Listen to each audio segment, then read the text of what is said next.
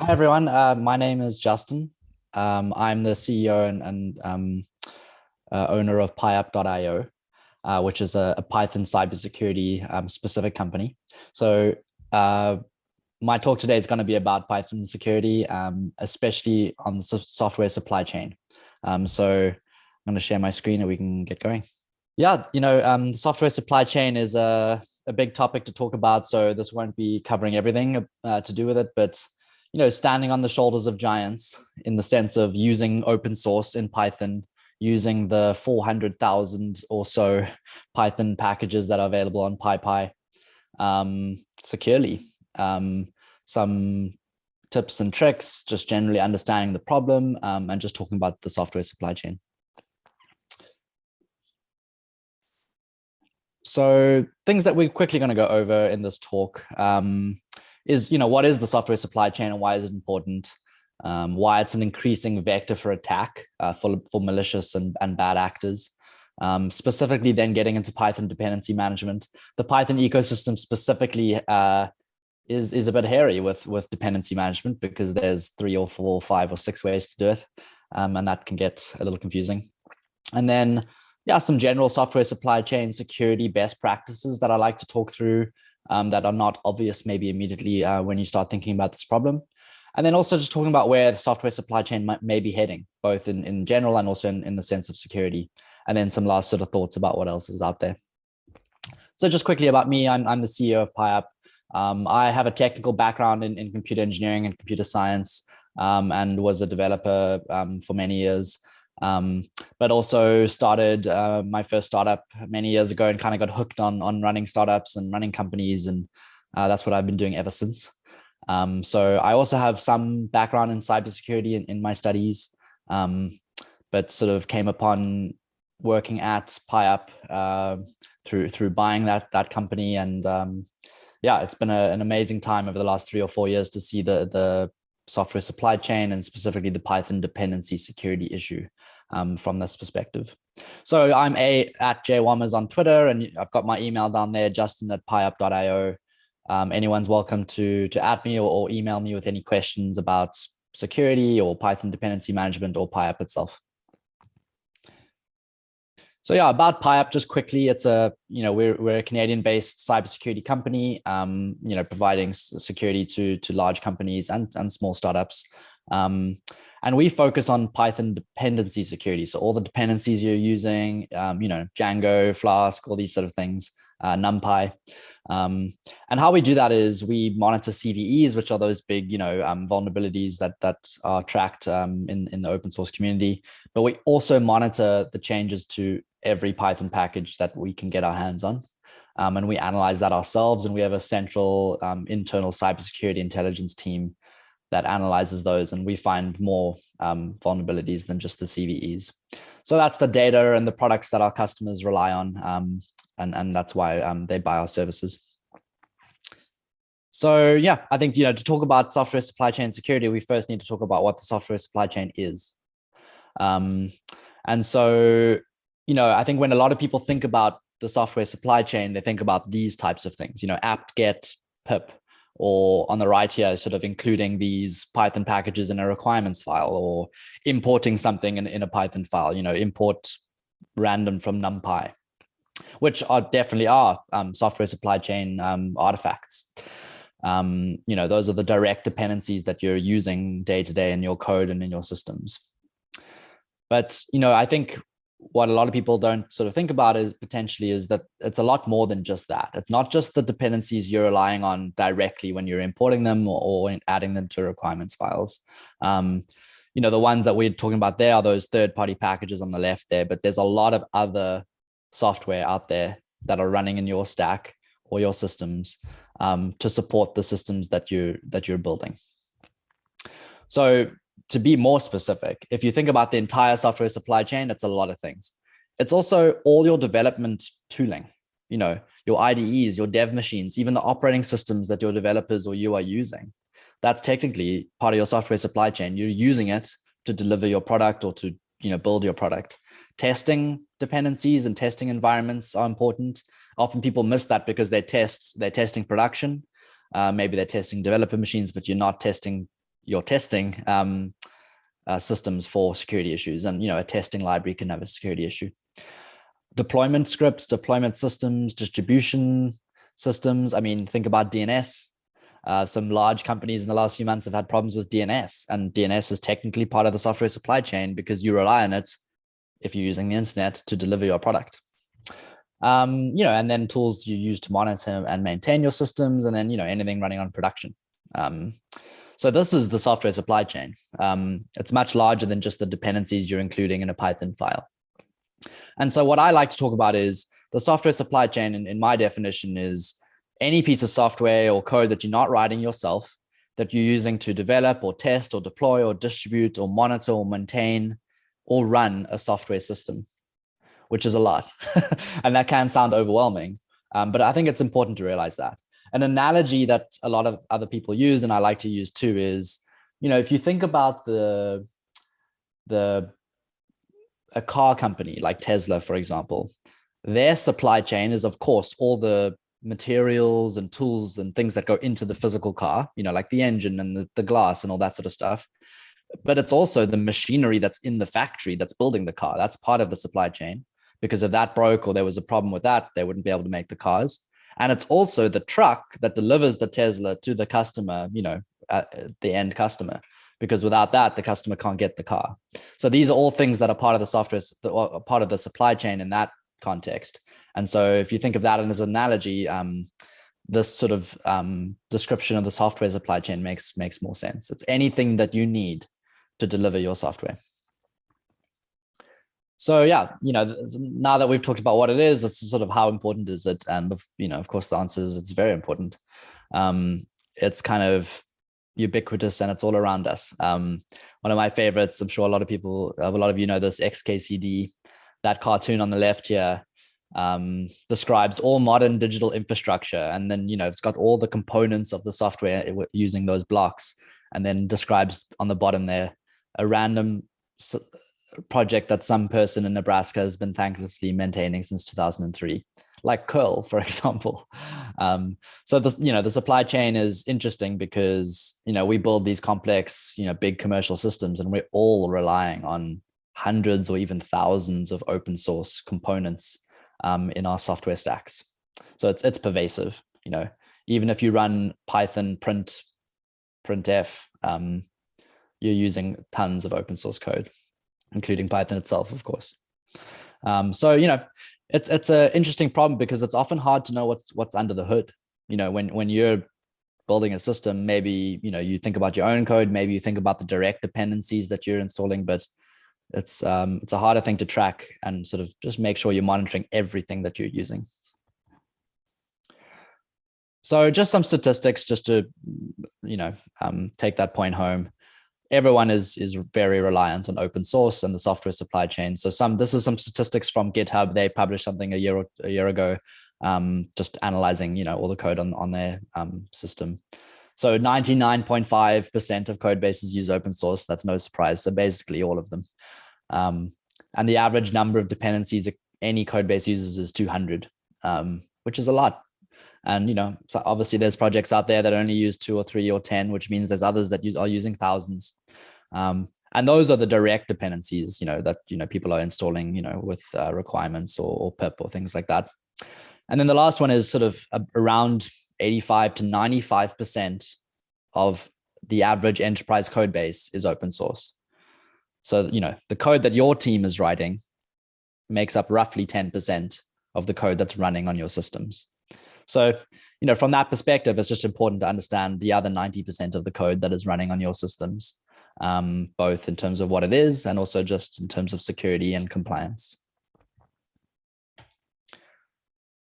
So, why is software supply chain security and, why is it become increasingly important? And the reason is it's become an increasing vector of attack for bad actors and malicious folks or people just messing around, which is also very frustrating, just flexing their coding skills to take over hundreds of machines to mine Bitcoin or thousands of machines to mine Bitcoin, for example. It's just a massive surface area to protect, which is hard. like we just saw on the previous slide, the average project's using over 200 dependencies. So any one of those 200, someone could try infiltrate or, do something and get into your systems and hundreds or thousands of other systems. So it has become a more recent target for attacks, especially for very sophisticated bad actors like, governments and very sophisticated attack schemes. So, if you're a bigger system that has, very sensitive data like health data or banking data or personal data or any data that's really important, if it's something that's worth money to other people, this is a way that people might try to get to that data. So, again, it's a big attack surface area. The top 4 open source ecosystems, like NPM, pip, these ones, there's around 40 million components or dependencies, which is a lot. So obviously no single person or even company can track all of these and make sure they're secure. So, we have to group together and work on this together. So that's why it's important. And just some examples, some of you may know, but just some examples to make the point. So SolarWinds was a software supply chain attack on the SolarWinds company, which is, related to utilities and energy in the United States. And it was really sophisticated. The attackers first accessed SolarWinds systems, a year or more, before the actual attack happened. They then inserted a backdoor into one of their big software projects called Orion, which then gets distributed to all their customers. And then all their customers, because that was malicious, that code was doing other things. So it really infiltrated hundreds of really important enterprises, including, the US governmental agencies and NASA and things like that. So it was 3 layers of malware. First infecting SolarWinds, then Orion, and then their customers' systems. And, it was only disclosed many, many months later. So this was a big one. And this, I think, woke up a lot of people to the issues of software supply chain security. Here's another one, which gave the attacker like a shell access to everyone's systems, which is terrifying. To the environment variables, which is terrifying. Code coverage incident last year. So that was a really scary one. So, not something that you want to happen. And then the last one is typo squatting. We'll talk about this a bit more, but this is an example. Typo squatting is when someone releases a package that is very similar to a popular, well-known package, and then people install it by mistake. And often it'll then act just like the original package. So the person installing it won't even know, but there's also malicious malware or other code in there. So here's an example. This package name on the left, Amazon, which just has a few letters missing, or, so when people type that in by mistake, they install it and they think they're getting, the Amazon package, but they're actually getting something else. And you can see here on NPM, it had 74 weekly downloads. So 74 people every week were installing this thing that was not even the right package.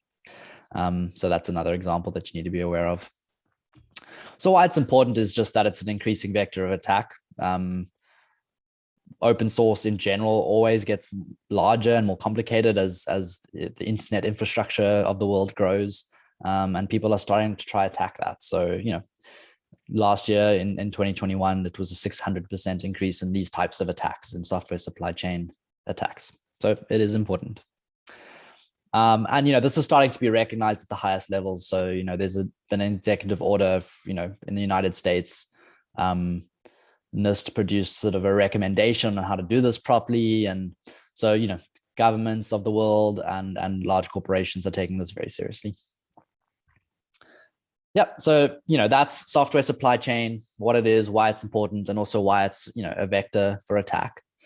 So let's just switch gears and quickly talk about Python and how this relates to Python. So Python dependency management is a fun thing to talk about. This is another XKCD comic just showing, poking fun at the Python ecosystem for installing dependencies, because, over the years, there's different tools and it's gotten a little confusing.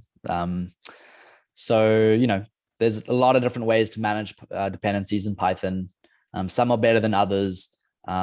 But the result is that often it's hard to even just know what's on your system if you're not sort of actively thinking about it. The first one, of course, is pip. It's the default, the one that many people use. It's a great tool. Pip install Django, pip install NumPy. And then you can save that to requirements file so that, your team can put that into version control. Everyone has the same dependencies and version numbers, and it's all very clear and easy. And then you just pip install the requirements file and you go from there.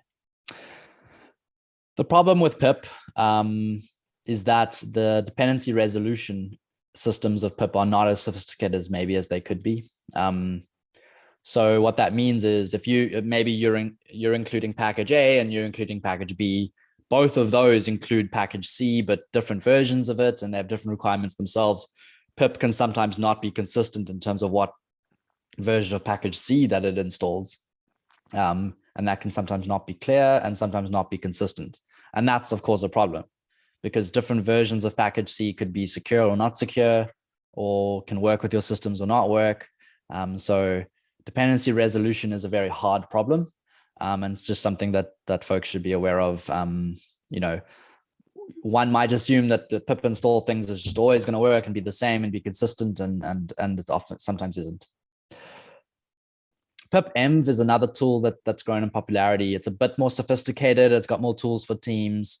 And importantly, it's got the lock files. So when you install everything, each dependency you install is, of course, installing other dependencies. So there's a recursive sort of installation process.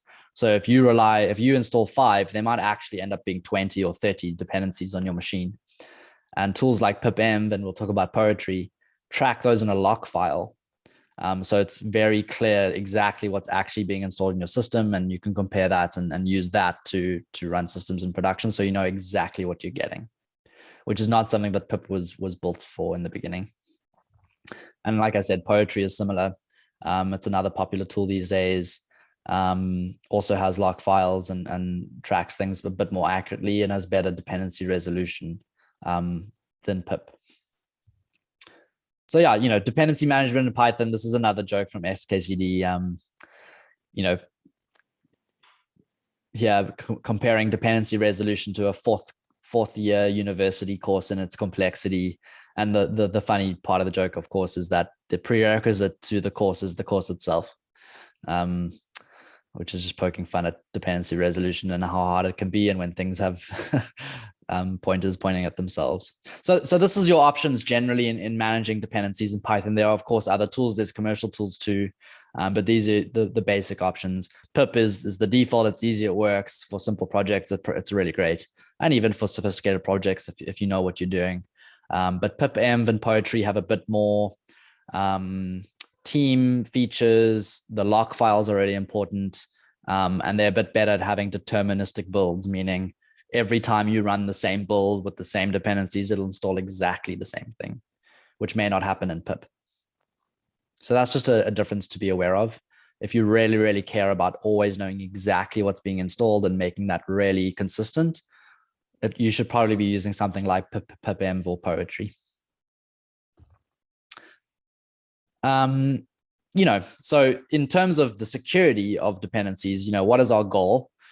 Our goal generally is we don't want to use third-party packages that have security vulnerabilities. That's a pretty basic starting goal. I think that's a good one. And so if that's our goal, how do we do that? And so some sort of best practices are, obviously, of course, you have to know what you're using. Like I said, if you're installing 3 dependencies in your requirements file or in your Python files, more than 3 are going to exist on your systems because of, those themselves are installing other things. So the first thing to just make sure you're doing is that you know exactly what you're using, and not just the direct dependencies, but the entire stack that's being installed. Step 2 is, of course, knowing what's vulnerable. So having access to some sort of security vulnerability database that tracks these dependencies. So PyUp, my company, does that, but there are many other companies that do it. There's also, tools like GitHub and GitLab that have security tools that, do this type of thing. So you just want to have access to some tool that knows about security vulnerabilities and can track that for you. But there's some other things that I wanted to talk through. The first is about scanning environments. And I'll show you an example of this later. But like I said, if you just scanned your requirements file, with pip, it might list 5 dependencies, but there's more than 5 that's being installed on your system. So that's not going to catch everything. There might be entire packages that it misses that could have security issues. I think the other important thing to mention is scanning all the different stages. Often, especially in larger teams, the dependencies that a team is using on their development machines will and can be slightly different to the dependencies used on testing machines, to the dependencies used on production machines. And that's just because, some packages are development only packages, some packages are testing only packages, and then others are production packages. And so if you're just scanning production, you might be missing a malicious or a not secure package in your testing or your development environments. So just scanning all the different stages is important. And part of that is shifting security left, which we'll talk about. But basically, like trying to scan and track security issues as soon as possible, and not, only when it gets to production when it's too late. And then lastly, implementation matters, especially when you're talking about a larger team. If you're an individual, you can just decide what security, policies to have and to scan things, and that all works. But when you're talking about teams of, team of people, or teams, multiple teams of people in a large organization, just the implementation of security policies is really important. Getting buy-in from everyone, making it easy to do, making it hard to mess it up. So that really matters. And that's a big part of security in the software supply chain. So the first point of those 6 is know what you're using. You can't manage what you don't monitor. You can't know if there's a security issue with your dependencies if you don't know what your dependencies are. So yeah, one option is to use slightly more sophisticated package managers like pipenv or Poetry. They have deterministic builds. They also have the lock files. So everything in the lock file will be all the things that are being installed. And so from that, or with some other tool, you just want to generate what a lot of people call your software bill of materials, which is basically all the packages and things that are installed in your system. And like I said, it's important to do that for development machines, systems, and testing and production. So those are your software materials. And then lastly, scanning environments is important. And I'm actually going to do a demo. So let's see if this is going to work. I'm going to go over to GitHub. So this is my GitHub, but this is a sort of dummy project I've got here. So it's a Python project. If I look at my requirements file, we have 11 requirements in here. And like I said, GitHub actually has a decent security tool. So if I go to security, and it'll scan this file basically for me to check if there's any issues with these dependencies, these versions of these packages. So if I go to security advisories, there's nothing. And that's because none of those packages have any issues. So, that's fine. That's good. Just to show you again. So of these 11, GitHub is saying there's no issues, there's no security problems. But I've actually installed PyUp, my company's tool called Safety, into a GitHub action. And I can run a quick security scan. I could just rerun it. Well, this ran a few minutes ago, so I don't really need it. Well, I'll just rerun it just to make the demo more convincing. Okay, so this is running. It's going to build my environment. It's going to install all the dependencies in my requirement file. And then it's going to scan them for security issues. So we can watch that happen in real time.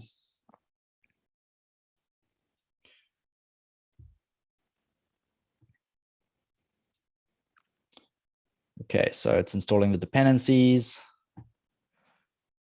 And like I said, there were 11 listed there in my requirements file. So pip's doing its thing. Now it's running the safety check, and it found issues. So there was an error. Let's see what that was. Cryptography version 3.2.1 has actually, looks like 2 security vulnerabilities. Let's also see here. Look, safety found 30 packages that were on the system. So that's just to make the point. So when I installed everything and then ran a security scan on my environment, it found 30 packages, of which one, cryptography, had some security issues, even though my requirements file only has 11. And so that's just to make the point. It's really important to scan environments and not just requirements files. Of course, if you're using something like pipenv or poetry with the lock files, that is a lot better. But even then, Python has runtime installs. Also on developer machines, your developer can just install something without adding it to a requirements file. So that'll be on their system without them knowing or even you knowing. So just an important point to make sure that you're tracking environments and not just the requirements files for security issues. And then the last thing to know is to know what you're using. Sometimes you think you know what you're using, but it's something else. And that was what I was talking about earlier with typo squatting. So sometimes you may be using something you don't intend to. You think you're using Django, but you're using Django, which acts like Django, but has some malicious code in it. So here's some examples. There's actually a few different types of ways that something can typo squat. So just to go through that quickly. The first is sort of name confusion or edit distance. So here you've got numpy with an I instead of a Y. Obviously, most people won't type that, but even if 0.01% of people type that, that's a lot of people. And then it'll install and you'll think you're using numpy, but you're not. And that's dangerous. And then there's sort of name confusion. So for example, nmap Python instead of Python nmap. And I think that's a mistake anyone could make when installing something like that. And then the last one, and this is interesting, is Pyto squatting, which is a Python specific type of issue here. And the reason this happens is the install name of a package can be different from the import name of a package. So when you're installing it with pip, it's a different name to when you're importing it in a Python file. So some examples here, pip install beautiful soup 4, but you import BS4. And the reason that that's not ideal is, people are working hard, people are working fast sometimes, and you might go pip install BS4, thinking that you want beautiful soup 4, and it's actually installing something completely different because it's a different name. So that's something to be aware of. And then lastly, there's context or namespace confusion, which is maybe something I'll talk about at the end if there's time and it makes sense. But basically, if your company is using internal dependencies that you've created and named yourself, sometimes all these package managers, if there's a mistake and they don't find it, they'll go searching for it in public repositories. And attackers can often know what the internal ones are called, and they can just create ones in the public that then get installed. So that's something to know. So, step one, know what you're using. Scan your system, scan your environments. That's step one. And then step two is knowing what's not secure. So you need access to some, vulnerability database that tracks these things. There's some decent free ones, like I said, GitHub, GitLab. My company PyUp also releases a free safety database. So there are ways to do this, without spending any money. But if you're a more serious company that, has sensitive data or large systems that are important, you probably want to be buying a security product that has very like a commercial grade version of one of these vulnerability databases. They just have more security data. And often they also just help you in fixing the issues. It's not just what's wrong, it's a recommendation for what should be installed. So it's important to know what's not secure. The next point is shifting security left, and this may be a term you've heard. Shift left security. You want to know as soon as possible that you're using something that has a vulnerability. And there's two reasons. Obviously, the first is for security reasons. So as your developer team or you are typing the import or installing something, it's much better to know right then that there's an issue. Because if you wait till it's in production, that's just not secure, because now this malicious or not secure package has been in your systems for hours or days or weeks already. But also it's just not great for productivity, because your developer or you can be relying on this package that you then a few weeks later realize that actually it's not secure, and that's just a waste of time because now you have to go back and replace it or upgrade it. So you want to shift it left as possible.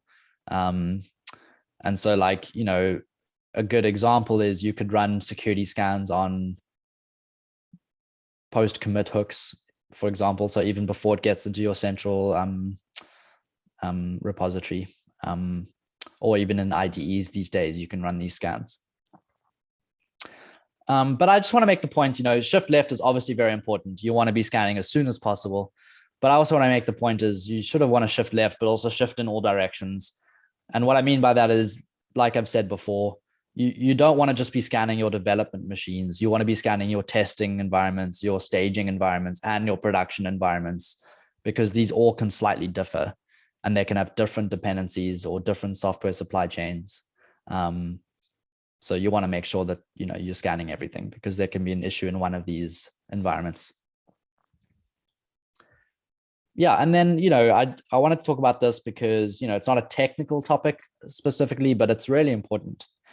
Implementation really does matter. And I see this a lot because, we're obviously working with customers and larger teams, and, just having a security tool is not enough. You need a security tool that is working in your systems when your teams have buy-in and have understanding and they're actively using.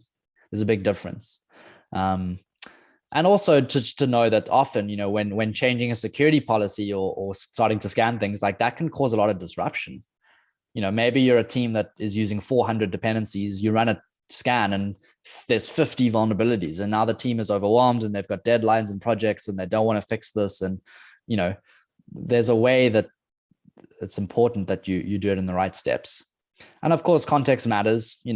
Are you storing personal health data or credit card data or Wordle data? If it's Wordle data, maybe it's not so important. But with the former examples, that's really important. So, the security policies matter. You want to make it easy to make your team secure. And so some examples of that are, making sure your requirements files, like we talked about, the pip or the poetry or the pipm files under source control. So everyone's using the same dependencies. At the same time, make security policies under source control or in a central way. So it's not sort of up to each developer or team member to decide what their security standards are. There's a central security standard that the team enforces. And just not relying too much on manual processes either. If security becomes a manual step that each person has to do, sometimes it's skipped or people might stop doing it or just forget, not maliciously, but just they're in a rush or they're stressed. So you want to make it automated. And then you also want to implement it in a way that, the team can ramp up to best practice security, because often the best practice security, when enforced in one go, is just too overwhelming and too slow, and it just stops everything. So some examples of that, just to keep it simple, is if you're in a big team that has, you're not currently doing dependency scans and security scans, you could start by just tracking. Like I said, you just want to know what you're using. So you want to generate that software bill of materials, use log files, generate the reports, and that's the only goal. Let's just know what we're using. Then you can start scanning those lists of materials. In the easiest place possible. So that's probably like a CI/CD pipeline, like I had it in GitHub there and in action. It's just one central place. Developers don't even need to think about it. It just happens. It's part of the test. So the same way it does your unit tests or any other tests or builds, it just runs a security scan. And that's really simple. And you could even let it pass. Like even if there's vulnerabilities, you let it pass. So that step 2 is just start scanning and see if you have vulnerabilities. You don't even have to do anything about them, but just know if there are any. And then you can, do it in order. Start with the really critical or high severity vulnerabilities, fix those first. So you could say to your team, let's just make sure all critical vulnerabilities are fixed in the next 2 weeks. And then a month later, let's make sure high severity are fixed. And then let's make sure medium are fixed. And you could stop there, for example. So just prioritizing them in order of severity and in order of importance makes it easy for the team to get behind it and do it. And you can slowly get better and better. And then once you're there, you could start implementing even more strict and thorough policies, looking at medium ones, or then you can start scanning all the environments. So for example, the developer machines or testing and staging and things like that. So just a note that organizational implementation is really important, because if it's done right, it's kind of easy and everyone can get behind it. If it's done wrong, it can really rub everyone the wrong way. And projects can get delayed, and it turns security into a negative thing and not a positive thing. Yeah, this is something that is on my mind a lot, and it's kind of about where supply chain might be heading in terms of security. So, the current best practices that I talked about, know what you're using, get access to a good vulnerability database, scan environments, scan, shift security left. All these things are really important. And in addition to that, some things we're starting to see is security being a bit more reactive instead of proactive, or moving to be proactive. So right now, reactive is, we know there's a security issue in this dependency, we need to fix it. That's reactive. It's like a known security vulnerability. We are using it, we should fix it. And that's great. That's definitely where everyone should start. But to be more proactive than that, with the open source sort of components, systems being so large, having millions and millions of components, of course, when a vulnerability becomes known to the world, it's obviously implied that that was existing before it became known, either for days or weeks or months, and often even years, like we've seen with Log4j, for example. So I think it's very, very reasonable and fair to assume that even if you are using 500 dependencies and there's no known vulnerabilities in them, there's probably a couple unknown vulnerabilities in them that haven't been discovered yet or published, or could be arriving soon. So proactive security is more about, should you trust this package or this dependency? Is it a healthy ecosystem? Are the maintainers engaged? Are there lots of security flags on their GitHub repo?